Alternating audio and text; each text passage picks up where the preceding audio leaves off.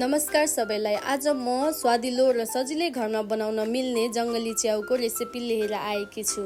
यो च्याउ छिटो तयार हुन्छ र निकै स्वादिष्ट पनि हुन्छ।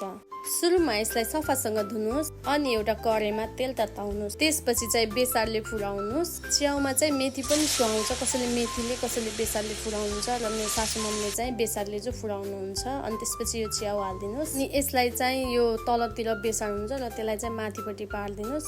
यसलाई चाहिँ यत्तिकै 2-3 मिनट छोडेपछि यसमा मसला हाल्नुहोस्। च्याउबाट चाहिँ थुप्रै पानी निस्किन्छ। मसला चाहिँ यस प्रकारको छ। यसलाई चाहिँ एकदम चाहिने भनेको टिमुर हो। टिमुर, लसुन, जिरा, धनियाँ र खुर्सानीको धुलो र यसलाई नि 2-3 मिनट यत्तिकै छोडिदिनुहोस्। एकछिन यो पुरै मसलामा भिज्न दिनुहोस्। अनि त्यसपछि हामीले हाल्छौँ यहाँ टमाटर। अघिसम्म हामीले ठुलो गेसमा पकाएको थियौँ भनेपछि किनभने हामीलाई पानी सुकाउँथ्यो। अब चाहिँ टमाटर हालेपछि गेसलाई चाहिँ अलिकति ठिक्क मिडियम साइजमा राखिदिनुहोस्। अनि त्यसपछि हामीले चाहिँ यसलाई छोपिदिने, मैले चाहिँ ढक्कन लगाएको भिडियो गराउन बिर्सेछु। यसलाई चाहिँ यो टमाटर गल्नसम्म छोडिदिनु पर्छ र हाम्रो रेडी भयो अहिले चाहिँ च्याउ, एकदम छिटो र स्वादिलो। अहिलेको बर्खा सिजनमा यो चाहिँ धेरै जस्तो सबैको घरमा बनिरहेको हुन्छ। च्याउ चाहिँ प्लिज चिनेर खानु होला किनभने कतिको ज्यान पनि गएको छ। यो च्याउ कुन हो कमेन्टमा भन्नु होला।